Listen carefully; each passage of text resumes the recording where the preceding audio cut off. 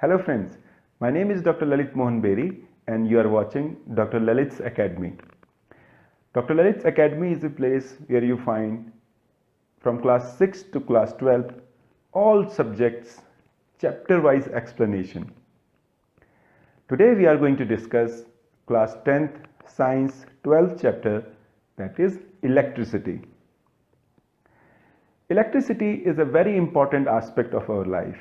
Today we will discuss every fine detail of electricity, how electricity works. Friends, if you pay attention to this audiovisual for next half an hour, you will have a very good concept of current, electric potential, electric circuit, resistance, Ohm's law, how the resistance are joined in series and parallel, and the other details, every fine detail of electricity. This is the most important diagram to understand electricity. If you understand this diagram, you will never have any problem in understanding and solving any problem related to electricity. In this diagram, you can see there is a nucleus where proton and neutron lies. Around the nucleus there are orbits in which electrons revolve. We are familiar with the basic law of electrostatic force. We know that the electrostatic force is the force of attraction between two opposite charges, and it directly proportional to the amount of charge and inversely proportional to the square of distance between two charged objects. In this diagram, which are these two oppositely charged entities, this is the nucleus where lies all the positive charge in proton, and in orbits electron revolves which are negatively charged. The distance between the first orbit from the nucleus is minimum. So the electrostatic force, the force of attraction between the first orbit electron and nucleus is maximum. As we go away from the nucleus, like in second orbit, we have less electrostatic force. So these electrons are bound to nucleus with less amount of force. Again, understand, the electrons which are close to nucleus are bound to nucleus by a strong electrostatic force as compared to the electrons which are away from the nucleus. So with this we can understand, or we can make an interpretation, that the electrons which are on the outermost cell are connected with nucleus with least force. The electrons which are away from the nucleus are connected with nucleus with least force. Or we can also say that a minimum amount of external force can remove these outermost electrons away from the orbit of nucleus. So those electrons which are on the outermost class can be very easily removed from their orbit. These electrons are called free electron. Now the concept of free electron is very important. This is the story of a single atom. Now understand the same story in a real metallic wire. We know that wire or a metallic rod is made up of its constituent atoms. These atoms are arranged in a very particular specific order in it. I had depicted the nucleus of the atom, and the red dots are denoting free electrons. As I already told you, that the free electrons are those electrons which can leave the class by minimum external force. So these are the, I had depicted only the outermost free electrons. So you can see that the free electrons are floating in this wire. What we do, we apply an external positive and negative source of charge. One end is given negative charge, one end is given positive charge. So what will happen? The electrons which are negatively charged will move towards the positive end. That means electrons which have negative charge will feel attractive force towards the positive pole, and protons which have positive charge will feel a attractive force towards the negative pole. This is a very important line I am going to say, that nucleus which is positively charged is fixed. In solids, the constituent atoms, molecules are fixed in a particular crystal shaped structure. They cannot leave the place. Which can leave their place? Atoms of liquid and gas can leave their place, but in solids atoms are fixed in their place, so they have a particular shape. So the positive charge nucleus will not leave its place, it will remain its place only. Electrons can leave their orbit and they will go towards the positive end. Or whenever we connect a wire with a positive and negative terminal of battery, the electrons will start moving towards the positive end of battery. This movement of electrons towards the positive end of battery is called drift speed. As soon as we connect the wire with positive and negative terminal of battery, all the electrons all together, this one at the extreme negative end of battery as well as this one which is at the extreme positive end of battery, will simultaneously start moving towards the positive end. This movement of electrons is called drift speed. This is a very important short note, drift speed. The drift speed is movement of electrons in the wire towards the positive end, and drift speed is of the order of 1 millimeter per second. So every second these electrons travel up to 1 millimeter. And the other important thing which should be noticed is that when we apply a positive and when we connect the positive end at one point of wire and negative to the other, all electrons start moving simultaneously. This is the reason that when we open the switch of electric bulb, all electrons start moving at the same time. So electric bulb starts shining in a fraction of a second. This flow of electrons from negative terminal of the battery to the positive terminal of the battery is called electric current. But by definition, electric current is in the direction of movement of positive charge. So the direction of current will be in the direction opposite to the movement of negatively charged electron. We will understand this in next slide in better detail. In this slide, you can see that there are two spheres of iron. What I am going to do, I am going to give some positive charge to first sphere and some negative charge to other sphere. Can you suggest that how I can give positive charge to one iron sphere and negative charge to the other? I can give this simply by rubbing these two spheres with one another. What will happen? Some electrons will go from one sphere to the other. So the first sphere will be positively charged because it has a deficiency of electron, and the other sphere will be negatively charged because it has abundance of electron. So now what we do, we connect these spheres with a metallic wire.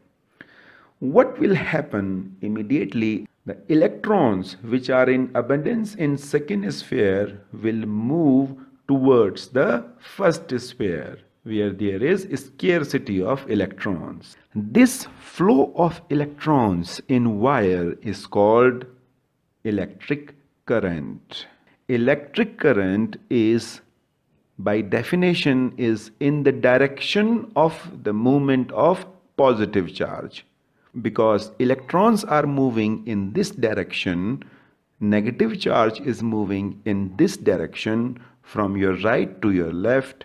So the current by definition will be in the opposite direction of movement of negative charge, or in the direction of movement of positive charge. I have explained you that electrons are usually responsible for electric current. The positively charged nucleus is fixed, it cannot move, so electrons is the entity, electrons is the substance which is responsible for electric current. If we magnify this wire and see, we will see that electrons are moving in this direction, and current will be said to be in the opposite direction of movement of current. We should memorize that electric current is rate of flow of charge. This is the definition of electric current. Electric current is a rate of flow of charge. If a unit amount of charge has moved across the section of wire in unit time, it will be called unit electric current. What is the SI unit of charge? It is coulomb. What is the SI unit of time? It is seconds. So the unit of electric current is coulombs per second, which is called ampere. And the direction of current is in the direction of flow of positive charge. So current is equal to charge upon time, Q by T, coulomb per second or ampere. Now let's understand electric circuit. A continuous and closed path of electric current is called electric circuit. By continuous we mean that the flow of current should be continuous, and by closed we means the circuit is complete from the positive terminal of the battery to the negative terminal of the battery. There is no interruption in the circuit. That circuit is called closed circuit. The movement of electron in the electric circuit should be continuous without interruption. The close word came from this key. When we say close, then the knob is inside the key and the circuit is continuous. When we say open, that means we have put out the knob from the key. Now the system is discontinuous. There are some basic components of electric circuit. The most important is source of energy, the source of current, which is cell. Cell has two terminals, one positive terminal, one negative terminal. The battery is collection of two or more than two cells. This is the source of energy which is responsible for current in the wire. The next is wire. This is a wire which takes current from one place to another. This is a electric device. It is typically a bulb. It could be a resistor. It could be anything else. This is ammeter. Ammeter is a device which measures the amount of current which is flowing in the wire. And this is plug key. You can understand plug key simply by the switch. You have switches in your home. You on the switch, it will make the circuit close and current flows through it, and your electric device like fan or bulb starts working. Off the switch, then the circuit is open. Now there is no more flow of current, so the electric device also stops working. So key is the short of switch. Now let's understand the symbols and what do they denote. This is a symbol of electric cells. It has a positive and negative terminal. This is, as I already said, two or more than two electric cells are called batteries. Okay, they are usually joined in series pattern, one after another. This is plug key. You see, it's open here, so the current will not pass through. This is closed. We have inserted the knob into the key, so the current is flowing. This is called closed circuit. Now when there is two wires that are joined in this way, the wires are joined. If the current is coming from this direction, it will divide into two parts according to the resistance offered by both the parts. So this is the symbol of joint wires. Now this is the symbol of wires which are crossing each other without joining. The current which will come from this direction will go in this direction. The current which is coming from this direction will go in this direction. They are not crossing over. This is a typical diagram of electric bulb. This is how we denote an electric bulb or a heater. Now this is a resistor. So what is resistor? Resistor is a device which offers resistance. Resistance means opposition. They are opposing the flow of current. We will understand about resistor in detail in subsequent slides. This is a rheostat. The difference between a resistor and rheostat is that the rheostat is a device with a variable resistance. We just need to rotate a knob, so the value of resistance changes. We can increase or decrease resistance in a resistor. In a simple resistor, the value of resistance is constant, it cannot be changed. In a variable resistance or rheostat, the value of resistance can be increased or decreased. This is a diagram of ammeter, and this is symbol of ammeter. Ammeter is a device which measures the amount of current flowing through the wire. Ammeter is usually connected in series pattern with circuit, electric circuit. Now this is voltmeter.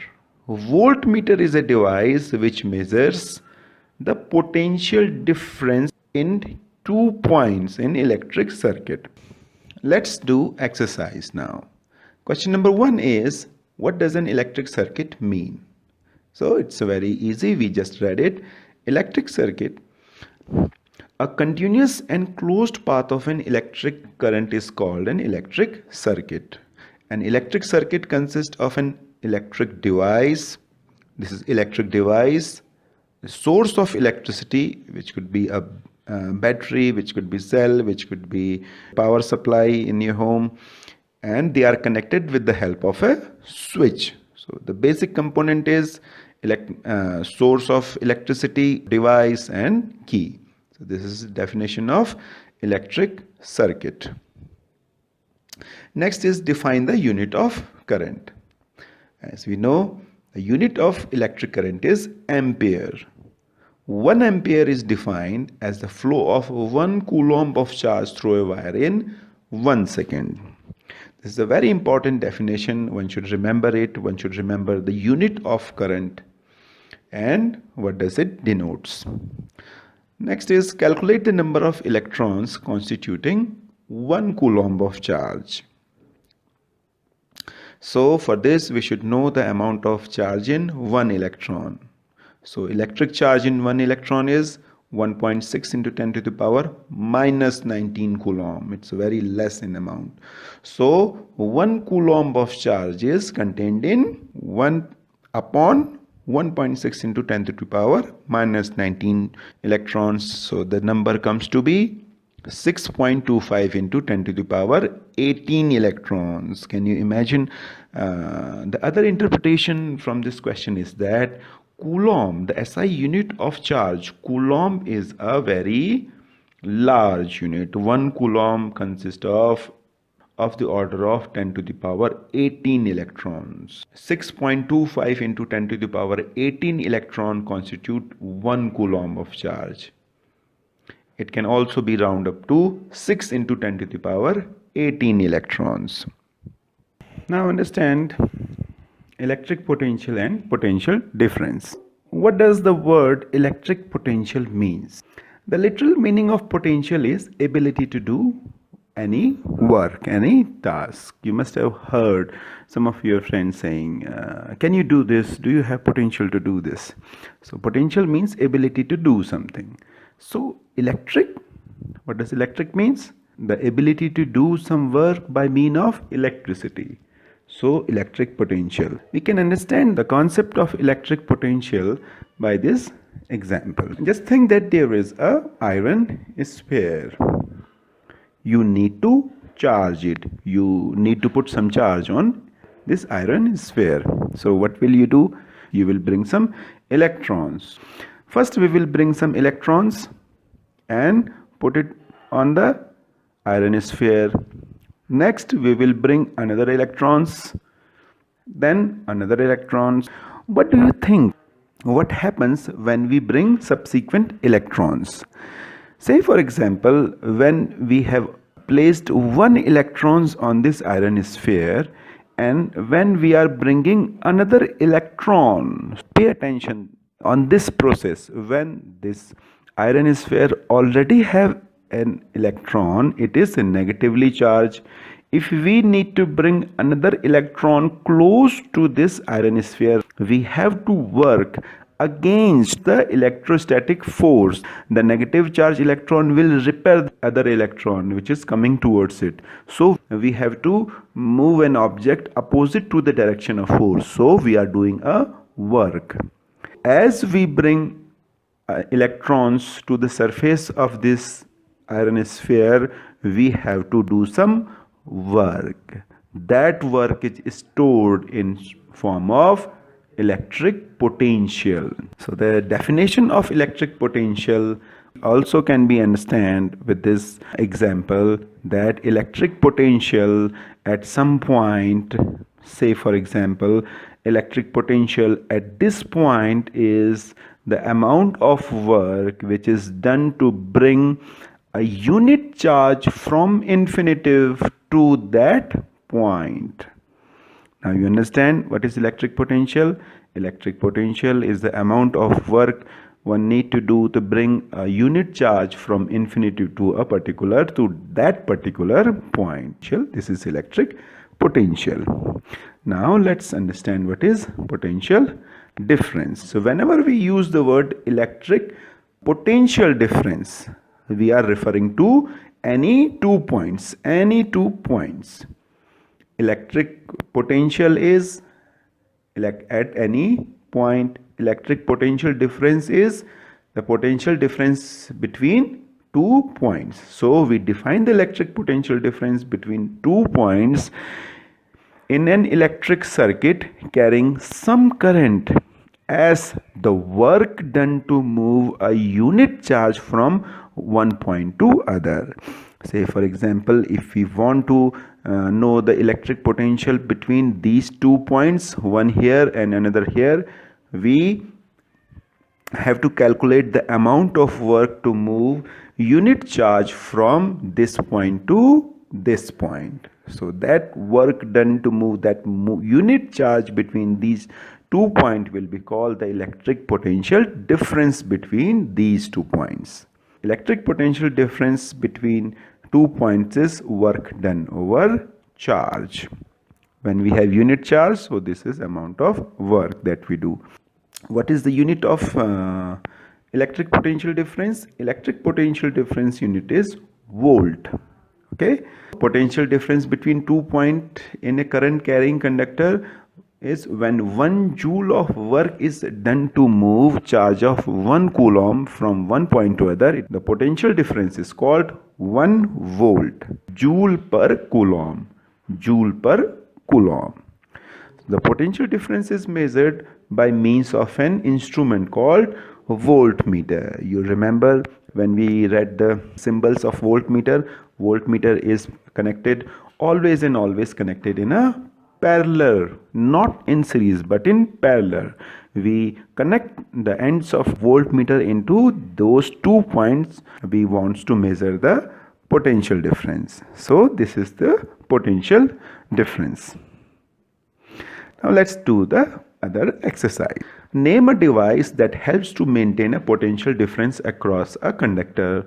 As we see in that electric circuit segment, and the device we used is battery, the array of cells. So any source of electricity like battery, cell, AC power supply which we have in our households can maintain a potential difference across a conductor. Conductor is any element, any wire which allows the flow of electricity, the flow of current. The question number 2 is, what is meant by saying that the potential difference between 2 points is 1 volt? As we just saw, the 1 volt is when 1 joule of work is done to move a unit charge 1 coulomb from one point to another. It is called 1 volt. If 1 joule of work is required to move a charge of amount 1 coulomb unit charge from one point to another, then it is said the potential difference between 2 points is 1 volt. How much energy is given to each coulomb of charge passing through 6 volt battery? Amount of work done is energy given to each coulomb of charge is equal to the amount of work which is done in moving it. So the potential difference is equal to work done over charge. So the potential difference, so work done is equal to potential difference into multiplication into charge. So work done is potential difference of the battery was 6 volt, and we need to use each coulomb, yani unit charge. So into 1 is equal to 6 joule of work we need to do.